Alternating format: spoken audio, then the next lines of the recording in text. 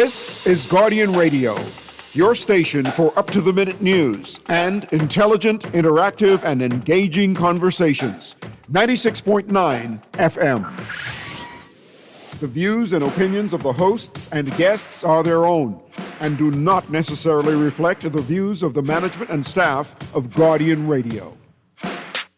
Yeah, it's time to empower, educate, and encourage your women to motivate you through whatever you've been going through. We can talk about it. We ain't passing no judgment. So don't be ashamed. It's all the same. Stay in your lane. Your lane. It's whatever your real life looks like. Stay in your lane. Come out the dark and don't be ashamed. Your lane.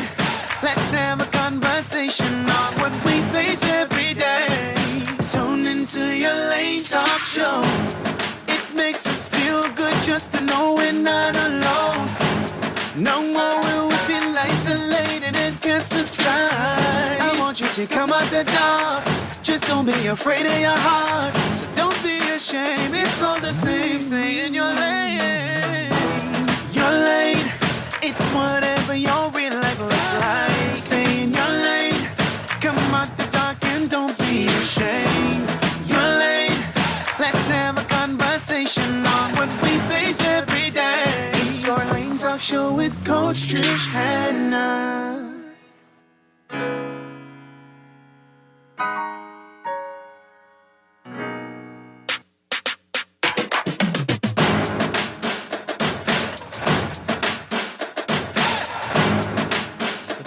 Good afternoon, everyone. Welcome to Your Lane Talk Show. This is your favorite coach on a good Sunday afternoon, Coach Trish, Hanna, broadcasting live from Guardian Radio 96.9 FM dial right here in Nassau, Bahamas. Your Lane Talk Show for those who are tuning in for the first time. Our mission is to educate, encourage, and empower women of all ages, their spirit, soul, and body. But of course, we always welcome our men to tune in and chime in as well. This particular show today, that's for everyone needs to tune in. Man, woman, beast, child, the dog on the side of the road, the pot cake, everybody, y'all need to tune in today.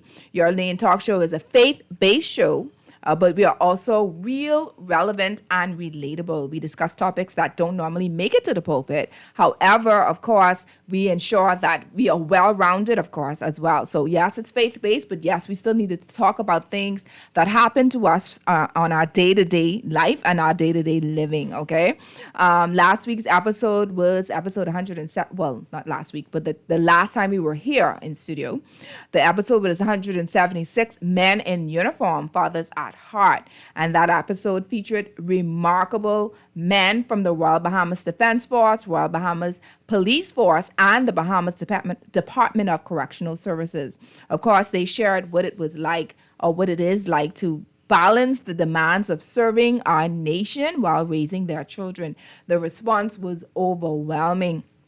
In fact, the show before that, for Mother's Day, we had the women. And of course, they were like, you got to do one for the fathers. So we did it for the fathers. And it was just phenomenal. I mean, to this day, our guests are still calling in and tuning in, calling me or WhatsApping me and say, listen, everybody talking about the show. So thank you, men, once again for being a part of it. And thank you to our listeners for tuning in and encouraging us.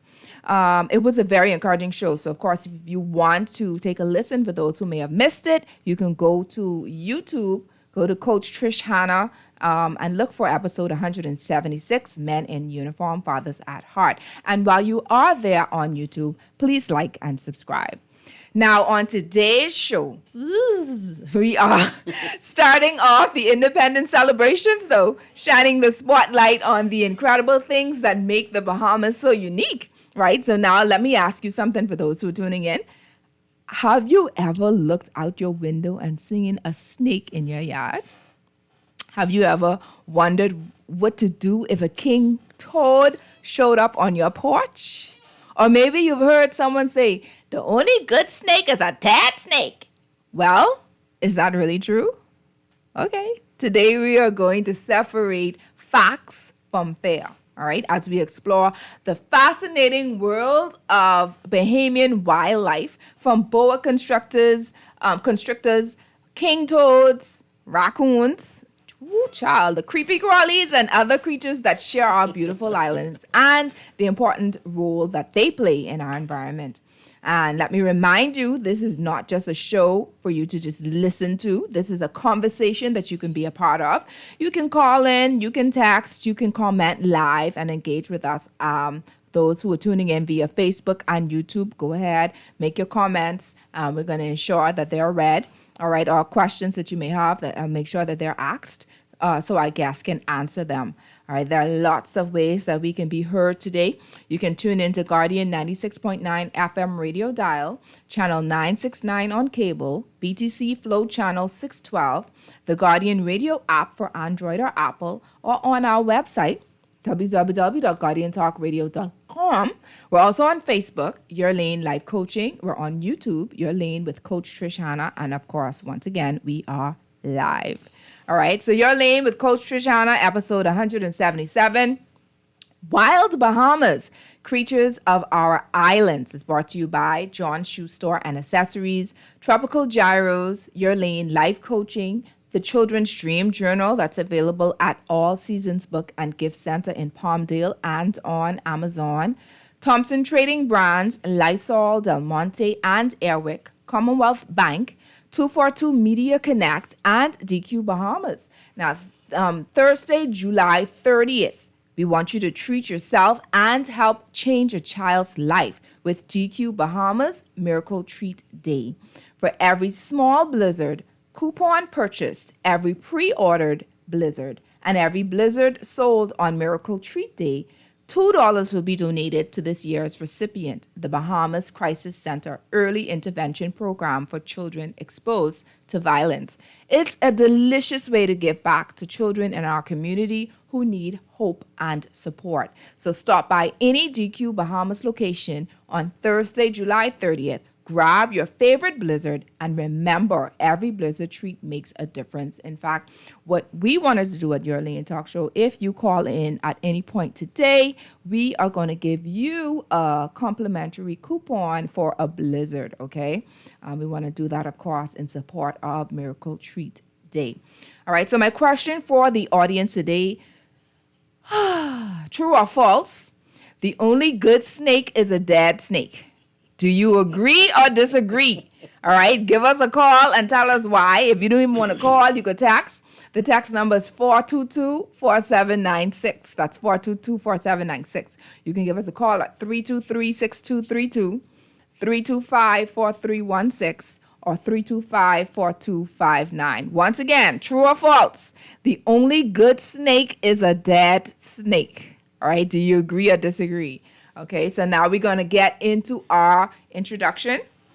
We're going to talk about our guest today, who is none other than Scott Johnson. He is the founder of Wild Bahamas Group of Companies Limited and a wildlife biologist specializing in Bahamian reptiles and birds with more than 17 years of field experience. His research has taken him throughout the Bahamian archipelago, where he has studied native species, including Bahamian rock iguanas, Caribbean flamingos, Bahama parrots, Bahamian snakes, and many other indigenous animals and birds. Scott has authored and co-authored more than 30 pre-reviewed scientific publications and has contributed to organizations such as the Bahamas National Trust, National Audubon, did I pronounce that right? Yep. Okay, good. Society, National Audubon Society, and Bahamas Caribbean. As an eco-guide and wildlife trainer, he has trained bird guides and wildlife enforcement officers across the Bahamas and is passionate about educating the public on the conservation and protection of Bahamian wildlife. So I want to welcome you, Scott, to Your Lane Talk Show, and happy independence to you. Happy independence to you too, Trish, and thanks for having me tonight. Absolutely. Listen, let's get into it real quick. Mm-hmm. Okay, before I start talking about the creepy crawlies, you know, we read in the bio that you have been doing this for more than 17 years, studying Bahamian wildlife. Yes. has this always been a passion of yours? Because I know as children, for me, for instance, when I was young, I used to catch tadpoles. I don't know if you've ever done that. But my thing is, that's because I was just being curious to see how they swim in the water and stuff like that. And then eventually I'll just throw them out. And after that, I was that. All right, I left that and I went into marketing and advertising. I did not continue on with that. So for you, how did this all begin? Well, I always loved animals. From since I was a child, I was always interested in creatures. My mom is she's a lady from the Family Islands. She was born in the Family Islands, namely Farmers Key. And I think that's where I got a lot of my that instinctive love for Bahamian wildlife, and that is through her. Because I remember her telling me stories about how they would go through the Keys and they would see the iguanas and they would go and look for eggbird and all those other types of things. And then how she had animals in her yard as well, a horse, goat, sheep. She had all those kind of things. And then my mom always liked to take pictures. And so that was something that I guess she passed on to me. And then what got me really interested in wildlife, however, was dinosaurs.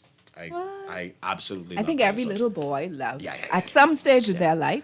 It was dinosaurs. I just got fascinated with dinosaurs, and I couldn't get enough of dinosaurs. I would find books. I would even act like them and stuff like that. It was an amazing.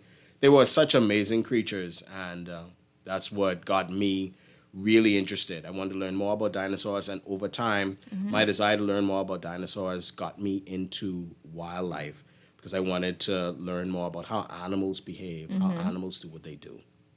And it just blossomed from there. I love that. Yeah. I know, and like I said, there are people who go through different stages of curiosity. Like I said, my son, everything was dinosaur, right? Yep. And I know I have a nephew, dinosaurs is his thing. And then at this moment, it's all about the planets and learning about. And he could, he could take all of that. The sciences was such an important part of my early development, and I encourage any parent that. Once they see a child with that level of interest, to continue to nurture that, continue buying books about planets and dinosaurs, sharks, whales, all those other types, those things that keep them curious. And helps to satiate that curiosity in a positive way, because you never know where they can go from there. It may have gone from tadpoles into communication and other disciplines, but it could also go into science and other the environmental field. So, yeah. Right. Just give me 1 second. I am just trying to figure out. Someone is saying that. Okay. Check to see if people can hear us, Chris. Someone is saying that they're in the car and they're not able to hear the volume. Can we confirm that?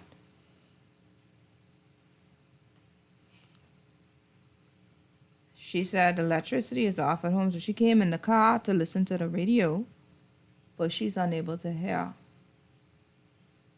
Can we confirm that, Chris? Okay. So can we go on a quick break? You want to do that? All right. So, Scott, we're going to go on a quick break. Sure. And that's only because, I heard there's a little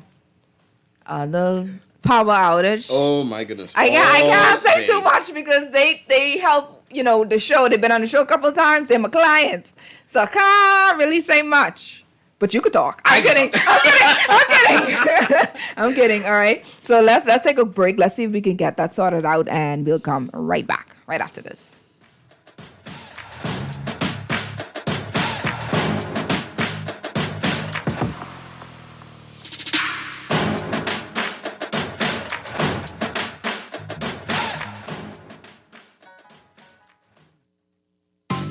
With Lysol, you can disinfect all surfaces inside and outside your home. When used as directed, Lysol eliminates 99.9% of bacteria, fungus, and viruses. Maintain a healthy home by preventing sickness and keeping infections under control.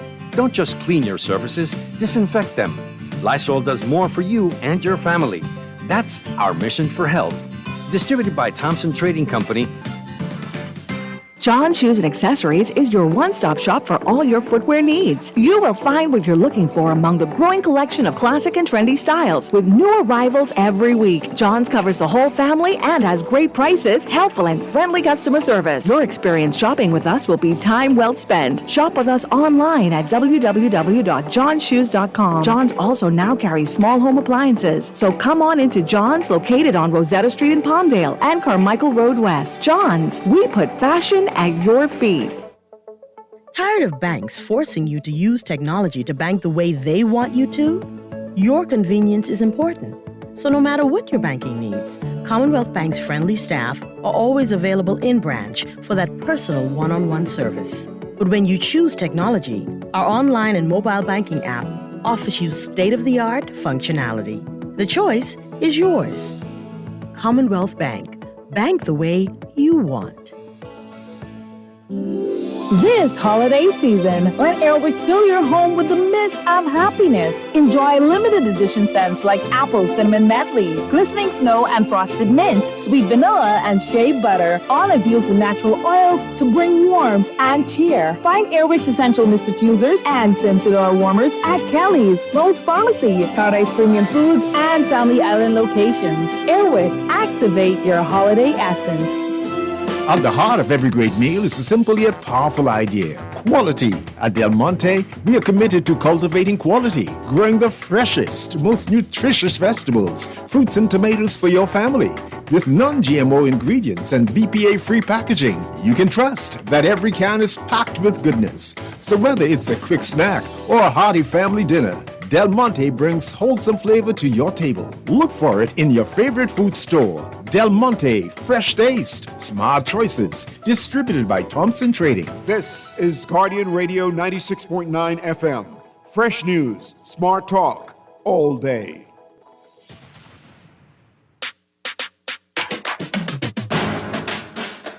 Welcome back to my streaming listening audience. All right, so because of the power outage, that is, I was told, island-wide, those who may be tuning in or used to tune in via radio on the road, unable to hear us at the moment. So we do, I ain't apologizing for no technical difficulties, because it ain't us. It ain't us. All right. That's so right. let's just continue, because what I'm going to do, I'm going to use this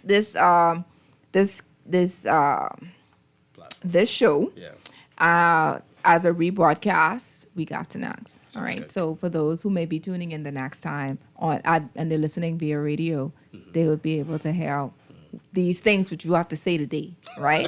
All right. So what I wanted to know, let's start talking about snakes. I would want to discuss snakes as the first thing, because I just want to get all the heebie-jeebies out the way and just get into the other, beautiful things. Right. Now, we know plenty Bahamians don't play when it comes to snakes. What kinds of snakes do we have here in the Bahamas, and how can we tell the difference between a Bahamian boa and the other snakes we may see? Let me tell you why I asked this question, because I remember on one of the social media platforms, there was like this orange, white, and black looking snake, and I believe they said corn, right? I remember that term. Mm-hmm. So I'm like, okay, I would think that we only had the boas, but clearly we have a lot more. Mm-hmm. So let's hear it.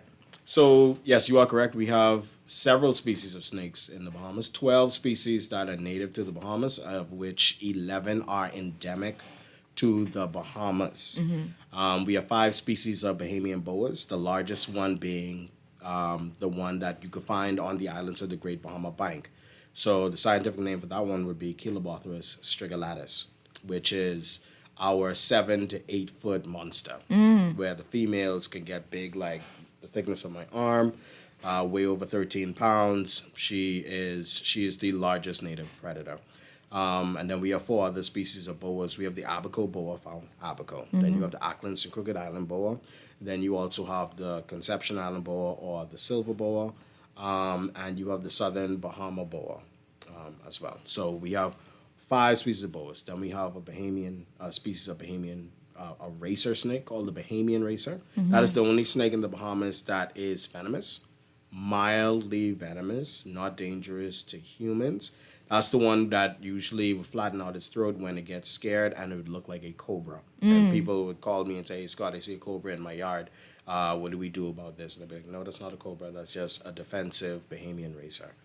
And then we have 2 species of what we call tropes, or pygmy boas or dwarf boas, small constrictors that usually come out at night to feed on lizards and frogs.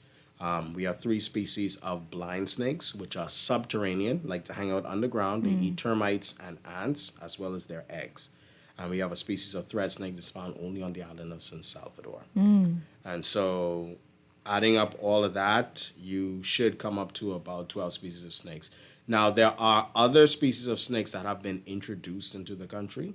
One would be the North American racer, which is found on Grand Bahama. And we also have the corn snake, which has a wide distribution across the Bahamas. And that's the one where most Nasuvians who have spoken about a colorful snake, that's the one that they usually would say, well, that we usually would see. And their numbers appear to be growing. And they're now spreading across the archipelago more.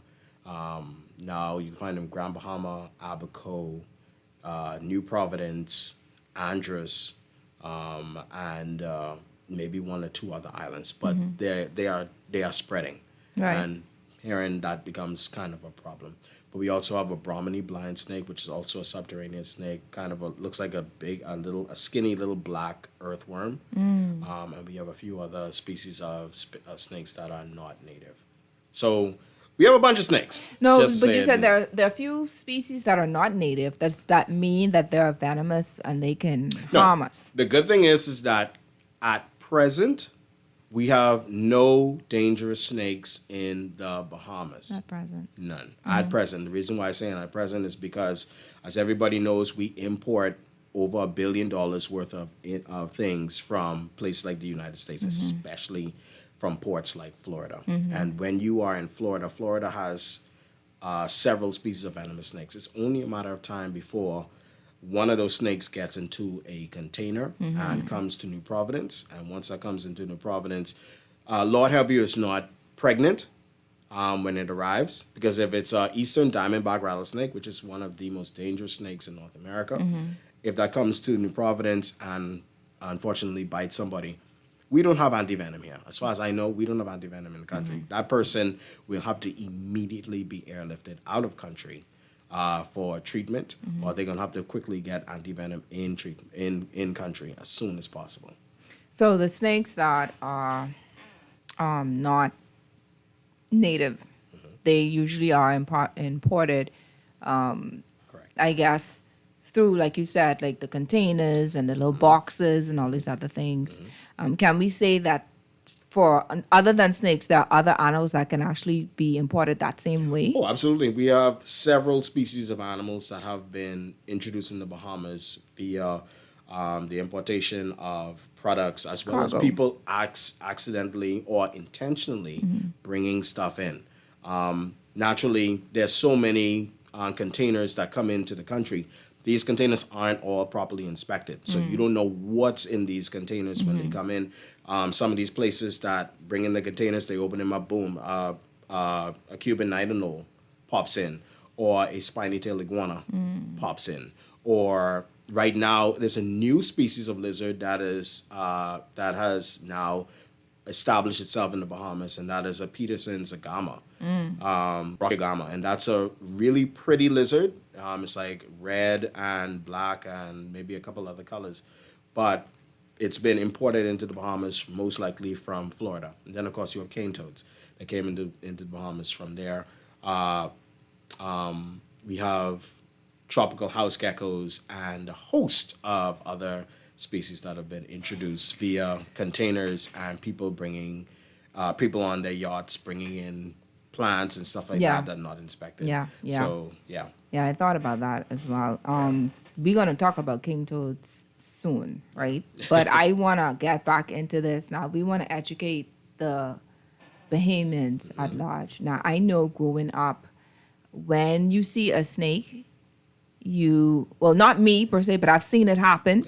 You get a cutlass and you cut off the head. Yes. Now, to me, I personally don't believe in killing snakes because I understand that they do have a purpose, right? We don't have to worry about rodents, there's rats and all these other things in the yard or whatever have you, especially if they're not dangerous to us, that they won't cause any harm to us. Just let them remain in the environment. Correct. But you have some people who don't believe in that. No, sir, no, sir. Yep. I've been in on social media, I've been in various groups where they'd be like, just take the whole house. Just 'cause one snake inside the kitchen, just take the whole house. So I'm asking you, what should a person do?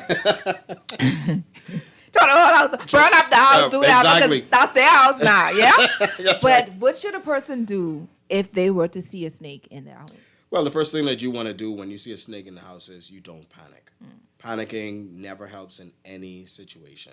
Second of all, if possible, you may want to take a photo of the snake. Boas have particular patterns that separate them and sizes that separate them from a Bahamian racer. Boas tend to have small eyes with elliptical pupils, which means they look like cat's eyes, little slits. They tend to be larger, but sometimes you may see a small, slender, a juvenile or a young male in somebody's house. They're usually gray, dark grayish, and have some modeling colors on them as opposed to racers, which oftentimes are a solid color or may have some bands on them. The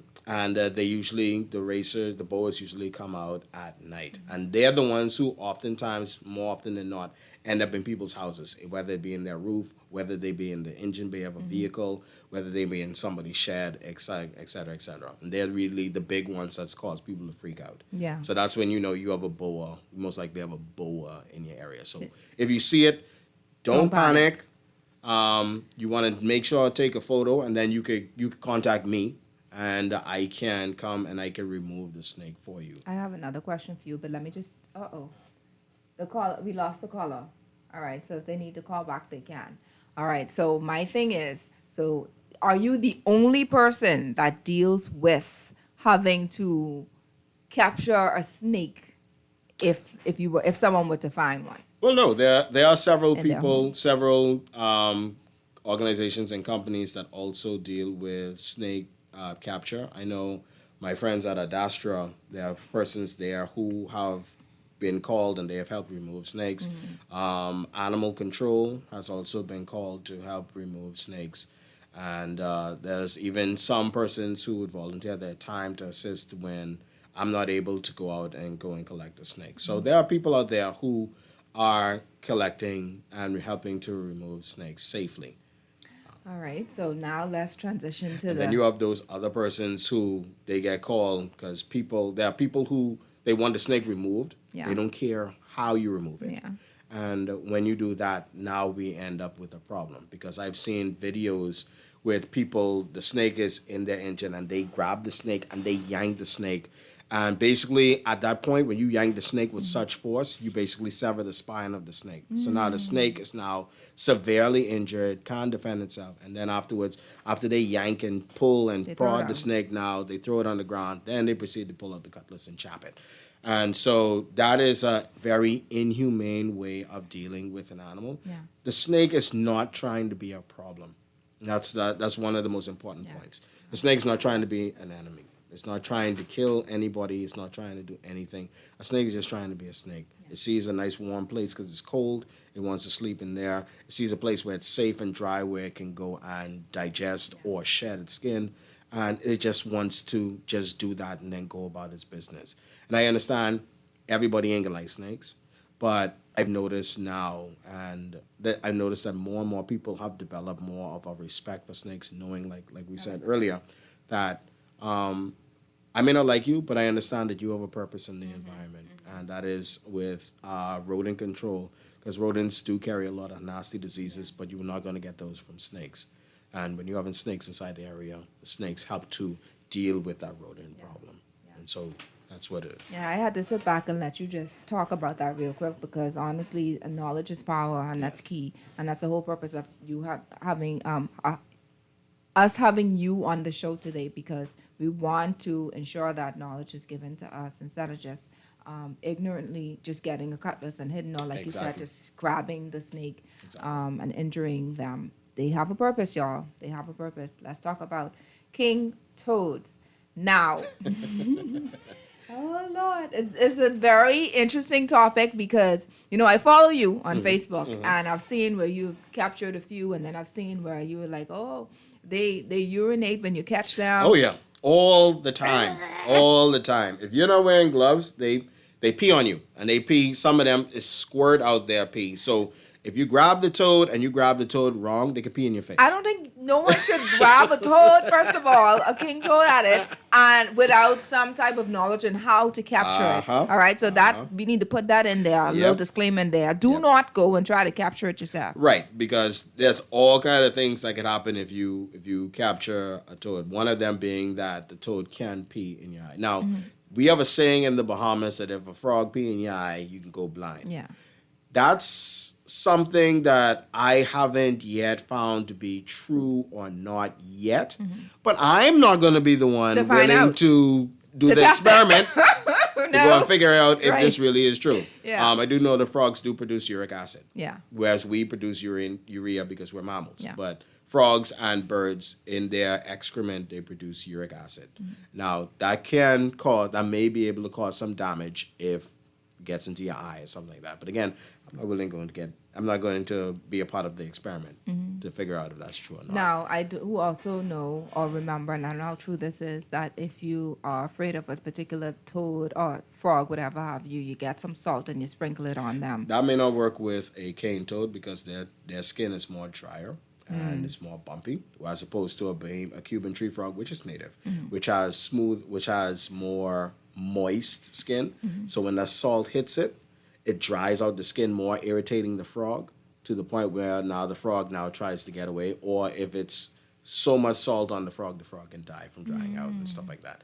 That's actually a very painful way to die. That's like somebody getting salt and throwing it in your eye and just letting you just deal with that. That's torture. Yeah. And I know people don't like frogs because they're slimy and this and that, but come on, there has to be some level of humaneness to dealing with an animal that you don't like. Right. So let's talk about how, because it is the king toad is a very dangerous. We've had instances where people's pets have died on New Providence. So how do we deal with protecting our yard to avoid that? Is it even possible? So, yes, it is possible to protect your yard. What you are going to want to do is you want to erect either a wall at least 2 or 3 feet high, because the toads don't hop like our Cuban tree frogs do, so they wouldn't be able to hop over the fence or the wall. And you're going to want to make sure that you have some type of plastic guard around your fences. All the way down to the ground. Toads can dig a little bit, and so they can also get underneath people's fence if they're not careful. So you want to make sure that that's properly enclosed, so that the toads don't get into your yard.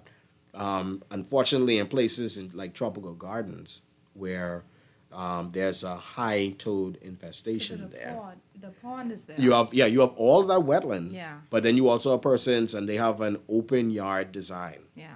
And that open yard design just makes it easy for them to get into your yard. So how will you know if an animal has been killed by a king toad? Like, what are some signs from the animal that you can identify? So one of the things that you're going to find is it can be difficult to determine if this was a cane toad poisoning or something like that. But if you are in an area where you have a high concentration of cane toads and you find a dead dog, or you may find a dead bird, or you may even find some dead fish, then there is a possibility that the dog and the animals may have accidentally targeted the toad, may have licked it or tried to bite it or tried to swallow it and died. So the only way you could do it is to go and check the contents of the animal, probably do some swabbing if it's a dead dog, or something of that nature, because they may have been poisoned in those ways. And we have found native animals and pets that have died due to cane toad poisoning. All right. So growing up, I lived in Pinewood for a while, and then I lived in South Beach for a while.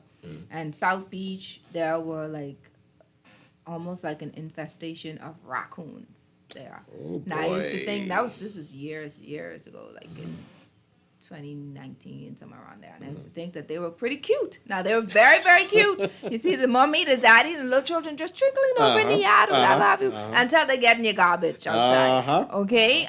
So first of all, are raccoons even native to? No, they are not. That was something that a lot of people have said to me. They thought the raccoons was one of our native animals. Yeah. Raccoons were introduced in the Bahamas in the late 1700s. And there's actually a few introductions into the Bahamas. One was a population was introduced in the late 1700s. Then you had a population that was introduced into Grand Bahama in the early 1900s. And then in the early 2000s, there was a population that was introduced to Eleuthera.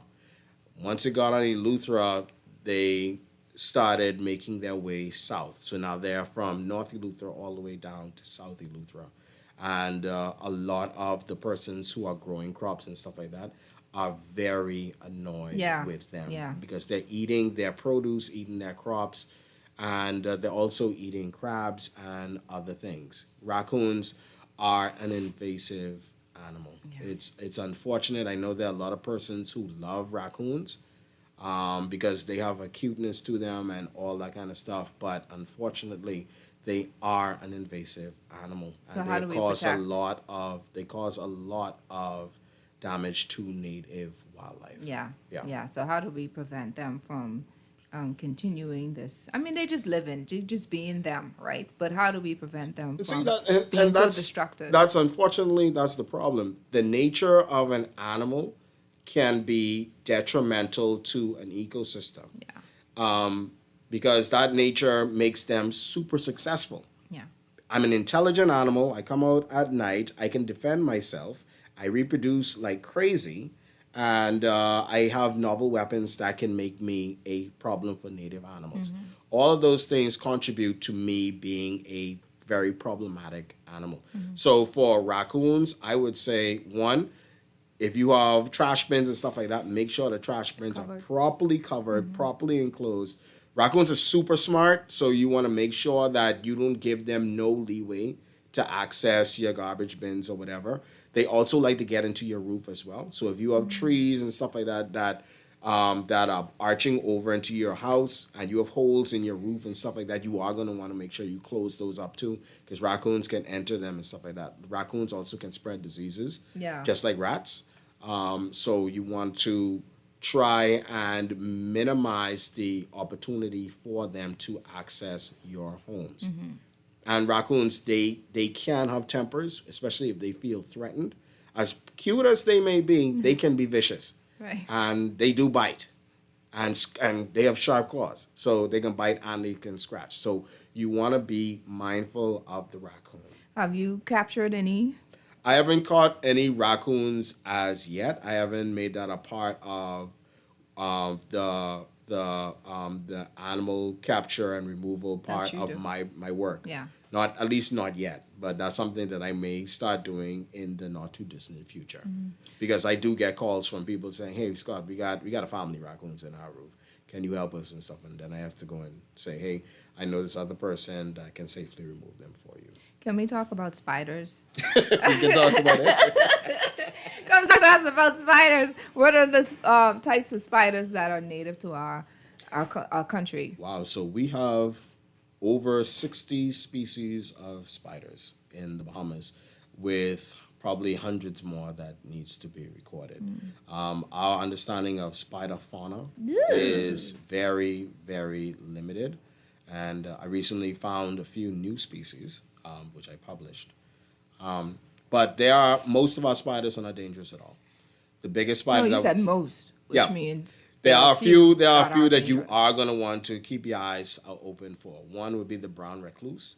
That one has a bite that can cause necrosis, which means that your flesh will start to die.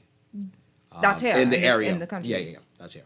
Then we have Can you describe how this looks? Just in case it's a small brown colored spider. It looks like, if you look at its cephalothorax, which is the head. So you have the head and the thorax, and then you have the abdomen. Yeah. Right on the head, they have a special pattern that makes it look like they have a little violin on their heads. Okay. Yeah. So that's a spider that you are going to want to be mindful of. Don't ever leave your shoes out in the open. Don't leave them outside and then just go and slide your shoes inside there. You don't know what's in there. Centipede could be in there. Yeah. Spiders could be in there, and the spider may bite you. And then you have to go and get checked up by the doctor, and that could be an issue. The black widow is here. We have both black widows and brown widows. They are the ones with the neurotoxic bite that can cause intense pain, and in some cases that can send you to the hospital. So you want to make sure that you are mindful of those as well. They're not out looking for you, but they are here. And if you have shoes and other things out in the open and you don't properly inspect them, chances are you may have a wandering recluse spider or a black or brown widow in there. Now, let me ask you a question. In all your years, right, the 17 years of doing this work, have you ever been called to capture any of these animals, these creatures, right? And you'd be like, Lord Jesus, keep me. I don't know I can do that. Have you ever had a moment of fear? Let's be real now. Or something to say, well, I know, let me see how I could, you know what I mean?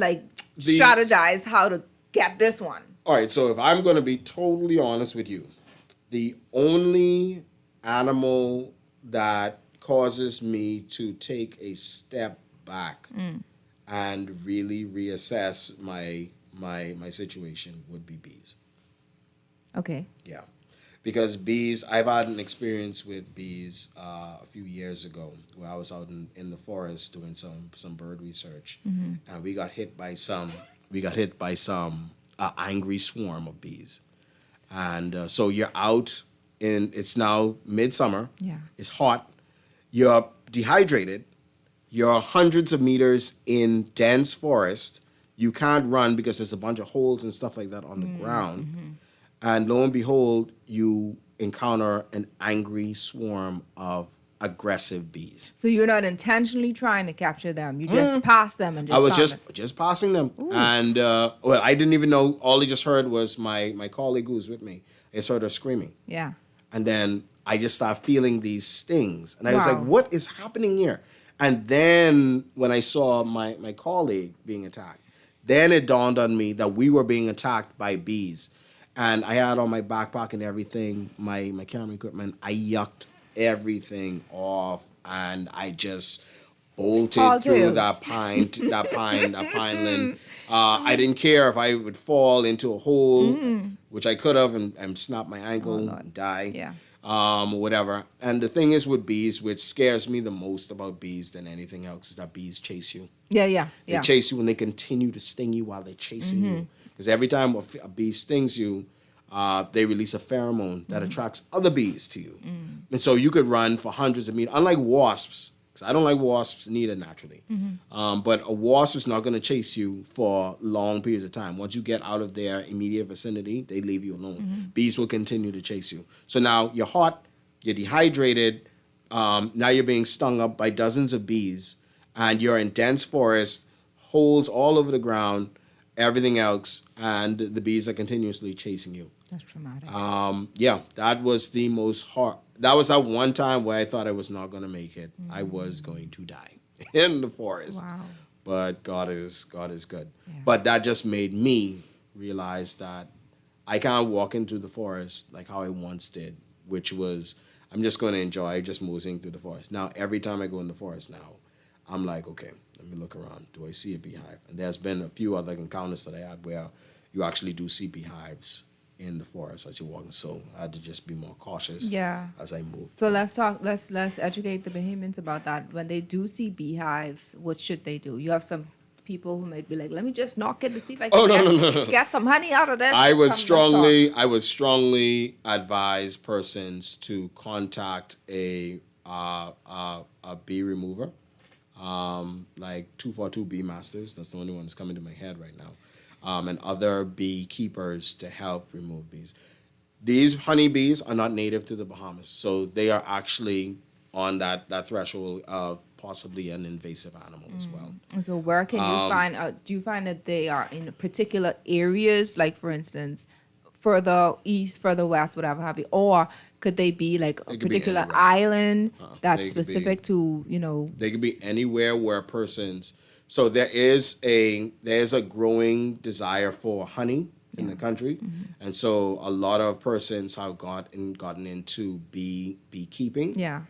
And that's wonderful all in itself, but that also brings new problems because one, bees tend to swarm during certain times of the year, and so you could have your beehive, your bee boxes Secured. and stuff like that. Yeah. Yeah, but over time, a population of bees is going to want to move, and so you'll end up seeing the bees flying off into the bushes or something like that. They're looking for a new place where the female can establish a new colony.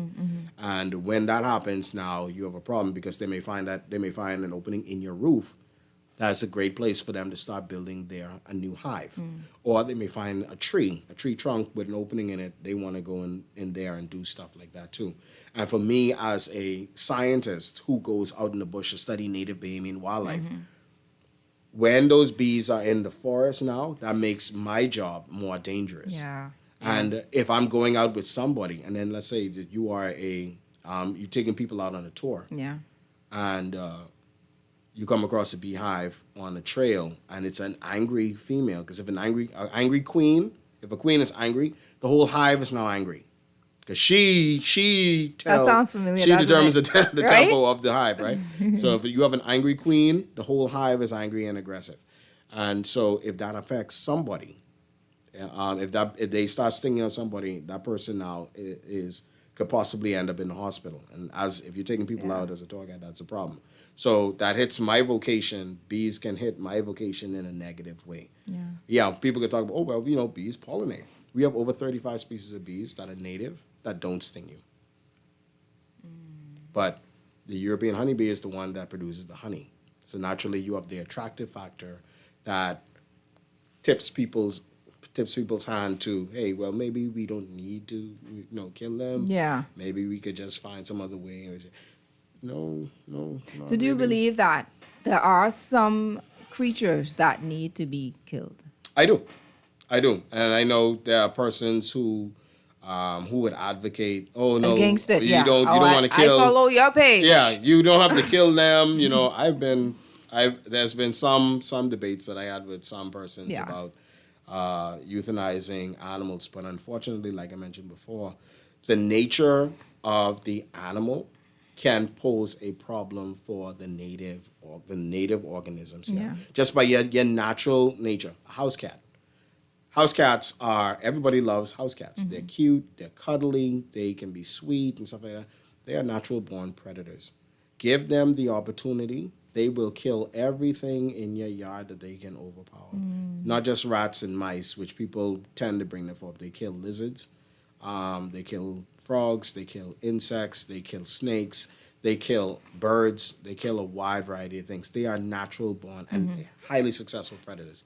That's why I encourage people that when you have cats in your yard, cats in your house, keep them in the house. Yeah. If you want them to go outside, you could build an enclosure for them so that they can enjoy the outdoors without harming the wildlife. But, of course, there's always going to be those one or two persons. Oh, Scott, all you advocating for the killing of... I'm not advocating for the killing of the animals.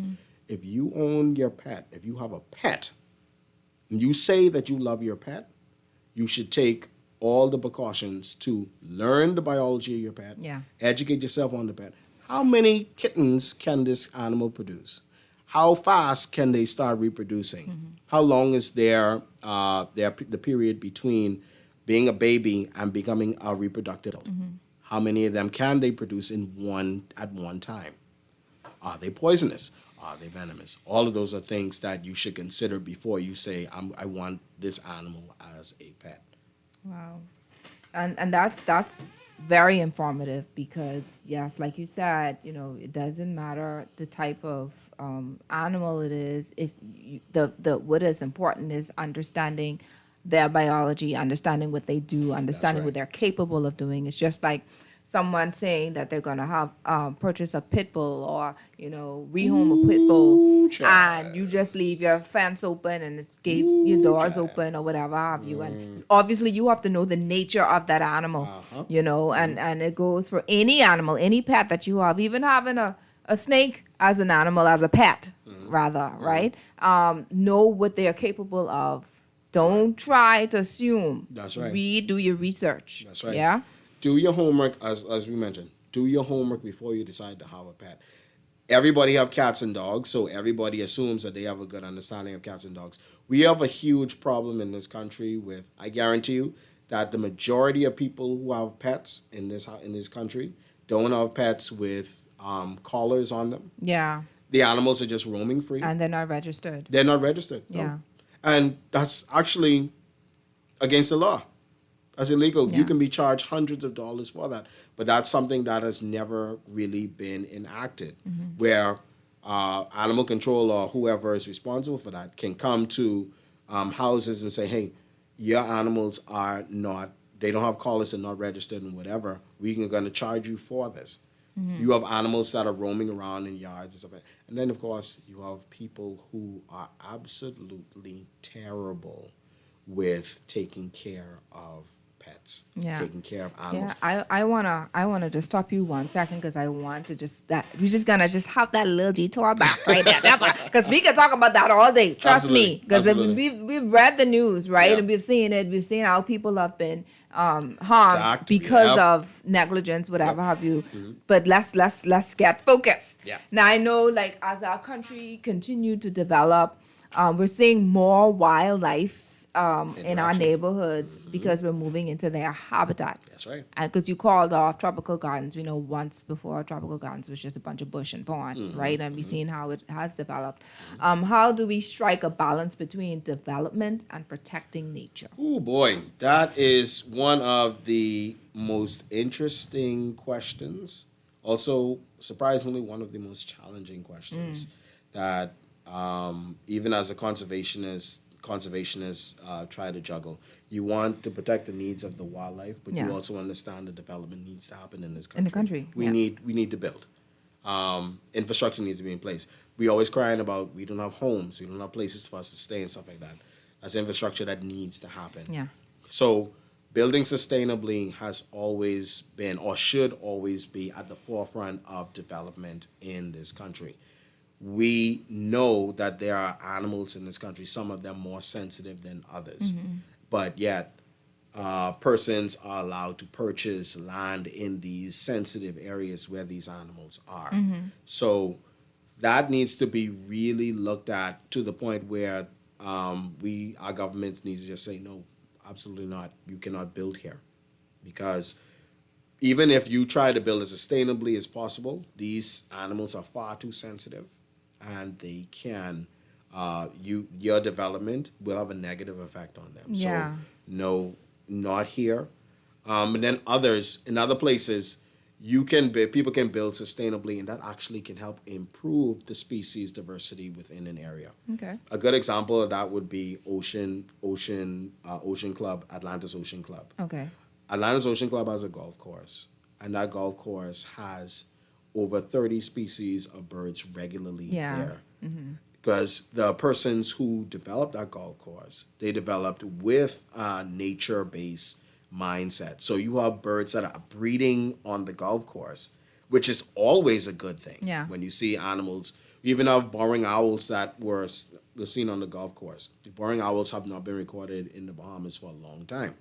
But now they're on the golf course, they're breeding stuff like that. So kudos to the guys at Ocean Club for maintaining an environment that is conducive for the growth and development of native animals. And then also the Bahamas Strip, where everybody likes to go and walk and enjoy themselves.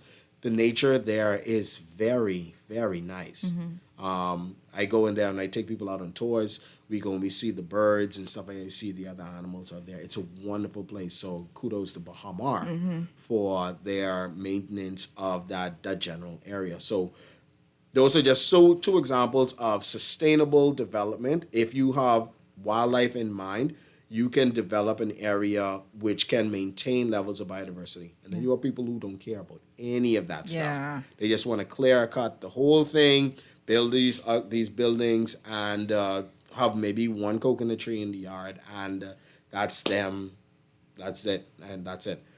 And I can't agree with that at all. That type of development is something that we should never be condoning. And that's why I'm glad that even in today's in our system today, we now have legal infrastructure in place that people are saying that you have to build a certain way, and there has to be checks and balances before you could even start building, such as having certain permits, forestry permits, certificate of environmental clearance, and stuff like that. So all of those are good things for helping us to maintain and develop things sustainably. I love that. I love the fact that you're sharing that, especially for those developers that may be tuning into the show, just being mindful of trying to balance nature or work along with nature to ensure that, there is a balance. Even when it comes to trees, certain trees you don't have to cut down. I mean, I know we're talking about animals and creatures, but even certain trees that they're we all can tied keep, together, right? Yeah, because you're right, exactly, because that's their habitat, right? Exactly. All right, so we're going to take a quick break, and right after that, we're going to talk a little bit about birds, because there's just one bird. There's this one bird, Scott. There's this white bird with a very long neck. It looks like a flamingo, but it's not a flamingo. Sorry. And it's out Grady west, right? grit. And it just comes at this one spot and just makes a bunch of noise. It doesn't do that anymore, but it used to. Just this type noise. I can't explain it. So I'm calling my neighbors and say, y'all hear any noise? I don't hear nothing. Why am I the only one who's hearing this noise from this bird? I said, where does Rock? God forgive me. And I did say that, but I did not do it. I didn't do it. Y'all don't come for me. But because it was making so much noise by my window, I was like, this bird gotta go. All right? I was gonna say something else, but let me keep that to myself. But no, I did not harm. There were no birds harmed during the time that I saw. Put that in there. All right. But eventually it flew off. But I can tell you, around 6:00 every evening, it would come to my window to start making noise. Really? And y'all may call me super spiritual, but the reason why it stopped, because I started praying, because I was like, this gotta stop, because I need to sleep. What you doing? All right. And it would stay there. And I started praying, and I haven't seen it since. So that's another thing, I guess. We don't really have to talk about today, because we talking about wildlife. Right. I did not sock the bird, but I have seen it out west a few times. I'm sure that's not the only one, but I've seen the white bird a few times, flying around. But it's solo. I don't see it with anything else. It's not with a flock or anything. Okay. So we'll talk a little bit about that. Talk about flamingos, and then we're probably going to end the show about talking about some myths that we can debunk. All right. So let's go, Chris. Let's take that break. I'm hoping that the radio audience can hear us by now. What do you think? Not yet? Man, BPL, what y'all doing to us, man? All right, so we're going to work on that. And for those who are tuning via StreamYard, for YouTube and Facebook, thank you.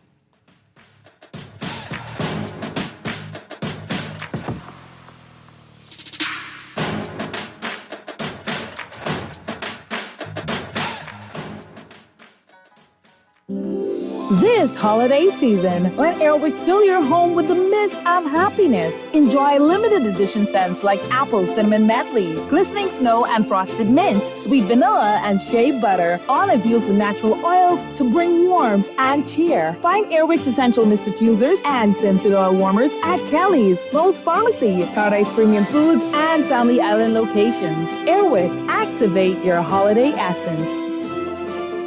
Tired of banks forcing you to use technology to bank the way they want you to? Your convenience is important. So no matter what your banking needs, Commonwealth Bank's friendly staff are always available in branch for that personal one-on-one service. But when you choose technology, our online and mobile banking app offers you state-of-the-art functionality. The choice is yours. Commonwealth Bank. Bank the way you want. John Shoes and Accessories is your one-stop shop for all your footwear needs. You will find what you're looking for among the growing collection of classic and trendy styles with new arrivals every week. John's covers the whole family and has great prices, helpful and friendly customer service. Your experience shopping with us will be time well spent. Shop with us online at www.johnshoes.com. John's also now carries small home appliances, so come on into John's, located on Rosetta Street in Palmdale and Carmichael Road West. John's, we put fashion at your feet. With Lysol, you can disinfect all surfaces inside and outside your home. When used as directed, Lysol eliminates 99.9% of bacteria, fungus, and viruses. Maintain a healthy home by preventing sickness and keeping infections under control. Don't just clean your surfaces, disinfect them. Lysol does more for you and your family. That's our mission for health. Distributed by Thompson Trading Company. This is Guardian Radio 96.9 FM. Fresh news, smart talk, all day.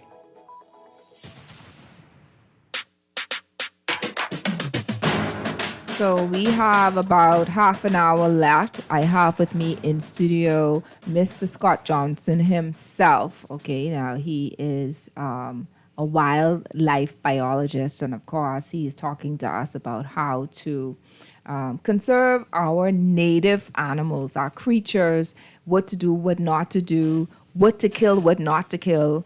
All right. Now, there are some people that advocate about not killing anything at all. But if these creatures are dangerous or harm, they can create harm, especially to our pets and our vegetation, then of course we're going to have to put, and if you don't want to do it yourself, of course, you could give him a call. He'll do the job for you. Okay, but at some point, we have to protect our possessions. Correct? All right, so now we wanted to talk a little bit about birds. You were mentioning about birds. I said, let me just talk a little about the flamingo. The only time that I actually see any type of flamingos over here, of course, is through at industrial gardens. But then you do have some islands where... And Inagua. Yep. So Inagua is the most famous island for. Inagua is the most famous island for the flamingos, but due to the success of conservation activities on Great Inagua, you could now find populations of flamingos across the archipelago. Auckland's and Crooked Island, Mayaguana, like we mentioned, Great Inagua, Long Island, Andros. And there've even been one or two sightings of at least one flamingo in Abaco. Okay. And so they once had a nice broad distribution. Glad to see the distribution is still happening. They're still spread out, and they're always moving around. So they're not just in the Bahamas. You find them in a wide variety of other places across the West Indies. But you don't see them flying around in New Providence. No, because New Providence is just doesn't have the habitats that I think is conducive, and then you have too much people and all that kind of stuff. And so they prefer those really hypersaline lakes and ponds and stuff like that. You don't see many of them on New Providence. In fact, if we really was to look at New Providence historically, we had a whole lot more ponds and lakes on New Providence, but those got filled in for human development. Yeah. So, yeah.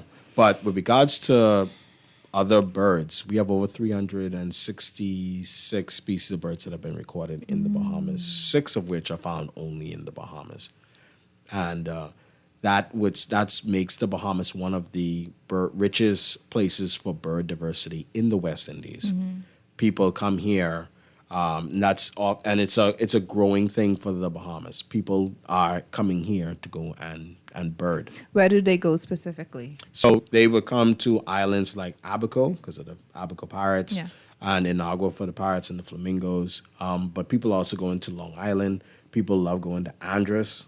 Some people go to the Exumas.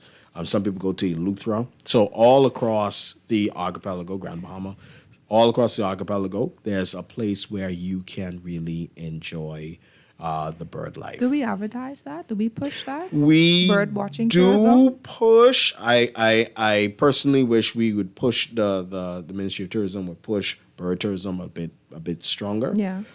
Because it's always about bonefish guides, Yeah. and bone fishing, and all that kind of stuff. But birding is a growing thing. People enjoy going out and outdoors and seeing the birds, especially during the months of the fall, going into the winter, where most of the migrants are now on the ground. And so you can see all kind of amazing birds and stuff like that. So now let's talk about now out of all the, I know there are so many other creatures that we have not mentioned, but let's see if we can talk about debunking some myths about some of the creatures here in our country. Let's go. You give me one that you hear mostly that you know for a fact is false. Snakes are the devil. That's the lowest hanging fruit that I have there. Snakes are demons. Snakes are monsters. Snakes are creatures that will go in women's breasts and suck their breast milk. I heard that. Yeah, I heard that. I mean, I've heard all those kind of stories. But if we're looking at it from, if people are saying the snakes are the devil because they're trying to tie it to the Garden of Eden story and stuff like that, then that means that you haven't really read your Bible properly. Because if you notice, God has used snakes in so many ways throughout the biblical narrative, whether it be God using fiery serpents to punish the Israelites when they disobeyed God, God using snakes as the sign of healing. When God told Moses to make a staff, put it with a snake on it, everybody who sees it will be healed. And I believe that's where we have the snake on the staff on the ambulances. I think that there's a strong correlation between those two. So snakes actually can be looked at as a form of healing.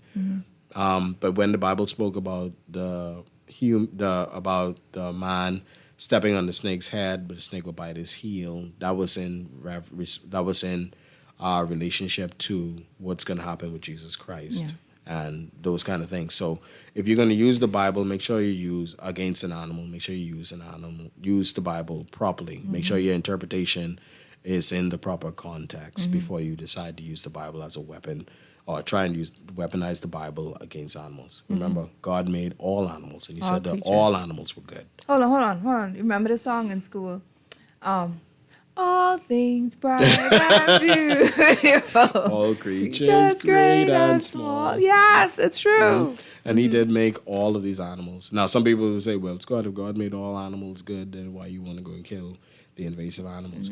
There are some animals that should not have been released into this country where animals have adapted to a particular environment, and then you have these new animals that humans have brought in, that have now caused a problem. So unfortunately, you are going to have to remove them from the environment. Yes. What about other creatures? What other things have you been hearing? What was another myth that people say? People used to say that crows are evil. I mean, blackbirds, the blackbirds that they see in their yard. Man, 10, the Bible, 10. 10, that's what I was taught. When I see one, 10, the Bible, 10. That's what they taught me. That ain't true? No, so that's not true at all. Go ahead. So we have these blackbirds that are called smooth-billed Annies, but Bahamians like to call them crow. And a lot of people, they say when they see the crow on your roof, somebody's going to die. Yeah. That's not true. The smooth-billed Annies on your roof because they most likely going to hanging around your yard. Because if you're weeding your yard, mowing your lawn, they love to go and look for the insects and stuff like that that's in your yard. So they're actually helping to remove harmful insects from your yard. So they're actually doing a benefit to you as opposed to something negative. The same thing with the garland. People call the garland, they think that the garland is an evil bird. And the owl is an evil bird. No, these are just natural animals that we give them these negative connotations because of the sound that a garland would make or an owl would make or how the animal looks. But these aren't evil animals. They're not evil at all. So that white bird that was by my window, that ain't evil? Because I swear that was evil. You sure? Absolutely listen, not. Listen. Absolutely Let me go get my oil now because... No, it hasn't been there since I've been praying. I ain't lie. So something. No, but they're not. None evil. of these animals are evil. In fact, the owl oftentimes gets a bad rap because of its high pitched screech And the fact that it lives at night, it hunts and stuff like that at night. But the owl is one of the best predators of rats that you could have. And unfortunately, they die from humans poisoning the rats, and then they eat the poisoned rats. So those are just some myths that we can throw away. Okay, so just give us one wildlife fact that would surprise just about every Bahamian listening today. Ooh. Let's see. A wildlife fact that would surprise people. The Chick-Charney owl was a real owl that was found on many islands of the Great Bahama Bank, not just Andros. So the first bones of the Chick-Charney owl was found in Exuma. And then they were found in Eleuthera, found on Long Island, found in New Providence, and found in Andros. So for those who may not know that, Andros wasn't. However, Andros was the first place that the term, that the Chick-Charney legend came from. From Red Bays, most likely. The Red Bay, the Black Seminoles were the ones who really could coin as being the origin of the Chick-Charney. Well, as we are wrapping up, we got about 9 minutes or so. If you were to leave every Bahamian with one message during this independent season about protecting the wildlife that shares our island, what would it be? Our animals are true Bahamians. They are born, bred, and get dead here. They've been here longer than any Bahamian, any indigenous Bahamian. Before the Lucayans came to the Bahamas, the snakes and the birds and everybody, all these other animals were here.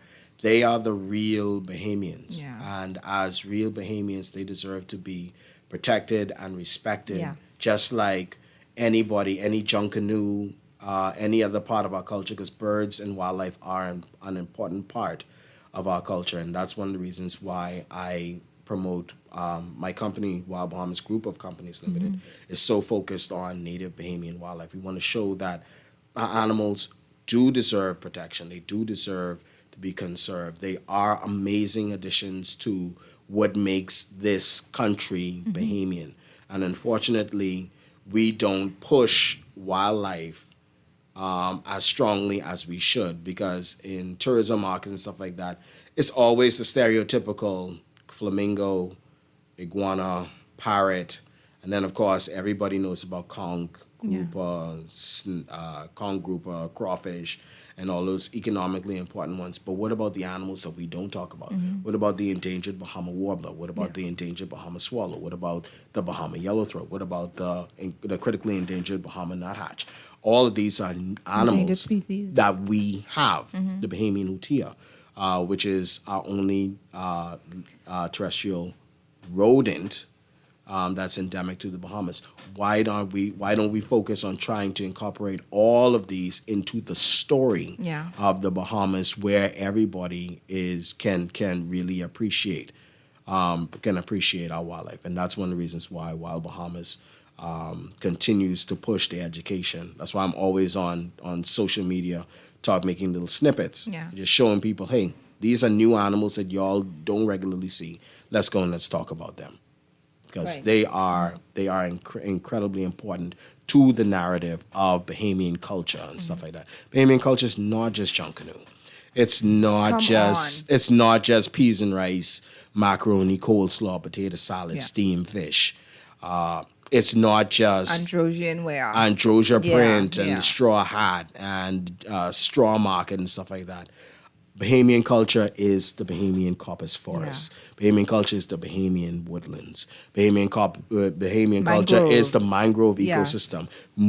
Boating through the creeks of Andros, boating through the creeks of Island. Looking and enjoying the nature that we have, because the nature is a strong part of the Bahamian experience. And that's one of the reasons why people come here. I remember taking people out. A few weeks ago, I took some tourists out from Atlantis. And they were saying that they were tired of being basically cooped up inside that hotel. Because what else is there to do? I mean, so you go and you show them, You take them on a trip through New Providence. Let them see the houses that we live in. Let them see take them into the forest. I showed them the caves of primeval forest. I took them to the retreat gardens. I caught some snakes. Showed them a few snakes. Absolutely love it. And then they were tired eating the burgers and fries over in the hotel. Mm-hmm. So guess what you do? You go and you take them out to the fish fry and let them have a real Bahamian meal. Yeah, to the point where they get full, where they actually get full of Bahamian food. I am so glad that you're doing that. Give them that. In fact, I want to stop what we're doing because I do have other questions, but I'm going to stay there. Stop there, and I want to talk about what you do at large, like your business, your personal business. Before doing that, reading your bio, you said that you help train other people, especially those who have an interest in wildlife. Yes. Is that a thing, though? Is that absolutely? Yeah, that is a thing that is growing in the country. There are more. There are people are interested who are interested in the outdoors, specifically our Bahamian culture. Yes, they're interested in the ecotourism side of the Bahamas. They want to learn more about the wildlife out here so that they can go and take people out on tours and those kind of things. So this can become a business. There are also persons in the environmental and development sector who need training in Bahamian wildlife because our law states that before a developer can go and develop anything, there has to be some wildlife. There has to be some research work that has to be done prior to a development happening. Mm-hmm. So those persons have to be knowledgeable about Bahamian wildlife, and so therefore they need training in that so that they can properly give the information to Department of Environmental Planning and Protection, etc., so that they can help guide the decision making of a development and help tell people, hey, this is a sensitive area. You have to be very careful of this. These are the 5, 10, 15 species that are here.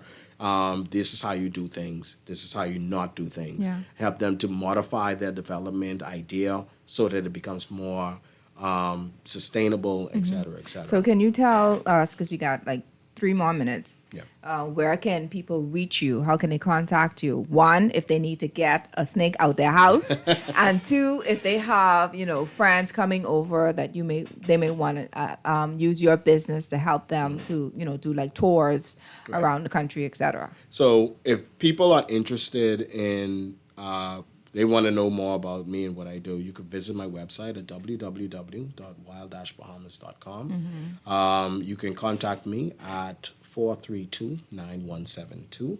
I also have a YouTube page, Wild Bahamas, where if you want to see some of the videos that I have produced, some of them being mini documentaries that talk about different Bahamian wildlife. And then you also can find me on my Facebook page, which I am always on. Promoting Bahamian wildlife. Yeah. So look for Scott Johnson, the Bahamian naturalist, as well as my Wild Bahamas page on Facebook. And how can we find your books? So my publications are all online, and I have links to my publications on my website as well. Okay, so can you repeat the website one more time? Sure, www.wild-bahamas.com. And your phone contact one more time. 432-9172. So y'all know who to call, but them creepy crawlies come inside your house. The little rodents come in and you just scream and you tell them take the house. The snake don't have to have your whole house. You just call Scott Johnson and he'll get it for you and you can go back in your house, okay? Now, ladies and gentlemen, thank you so much for tuning in. As we celebrate our beautiful Bahamas this Independence season, today's conversation reminds us that God didn't create anything by accident, right? Correct. The Bible tells us in Colossians 1:16, for by him all things were created that are in heaven and that are on earth, visible and invisible. All things were created through him and for him, all for his glory be done. Sing the song, All Things Bright and Beautiful. Y'all remember that? St. John taught me about. Sometimes we look at a snake and only see danger. We look at a toad and only see something ugly, but the truth is every living thing God created has a purpose. Yes. Whether we understand that purpose or not, God does. Creation reflects his wisdom, his order, and his creativity.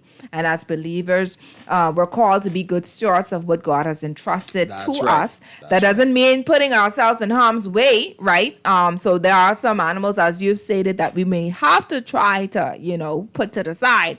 But it doesn't mean we disrespect God's creation and recognize that, he's the one that created it for a purpose. The rats that you see, the snakes that you see, all of them have a purpose. So today, instead of responding with fear, let's choose knowledge. Instead of destroying what we don't understand, let's seek wisdom. And as we celebrate our nation's independence, let's also celebrate the incredible wildlife that makes our Bahamian Islands so unique. And as Scott stated, there are so many other animals or creatures that we have not. There are some endangered species that we don't really push enough education and knowledge and insight on. And we're so happy to have him so that he can actually share and distribute the information and knowledge that he has. And I love the fact that we have something in our industry where we actually can glean back from. We can get money from just the knowledge that you have, the passion, the love that you have for God's creatures, right? And wildlife at large. Remember when God finished creating the earth in Genesis 1:31, what did he say? He saw everything and he made it well. And he said what? It's very and good. Indeed, it was very good. All right. So just remember that when you see those creatures. And of course, you don't have to yuck out the snake out the car. There are ways to capture them. And of course, be as knowledgeable about these creatures as possible. And once again, if in doubt, call Scott. Call Scott. That's right. Give me okay? Today's show, episode 177. Before I close, is there anything else briefly that you want to share before we leave? Any short statements? In all things, give God thanks. And our animals are an important part of the whole Bahamian story. So let's stop trying to take them out of the picture, but in fact, let's start bringing them more into the picture. Because they help give us a more well-rounded view of what it means to be Bahamian. Yeah, I love that. Look, you see how we doing this? This is how we doing things. We ain't talking about the conch today. We ain't talking about the Androsian print today. We ain't talking about all those other things, the food and stuff. Like, we can talk about that later now. But we have to share what is also sharing our various islands, our country with us, these animals that live among us. All right, they Bahamians. Exactly. They are Bahamians. They are Bahamians. They are that little independent. Let me calm down.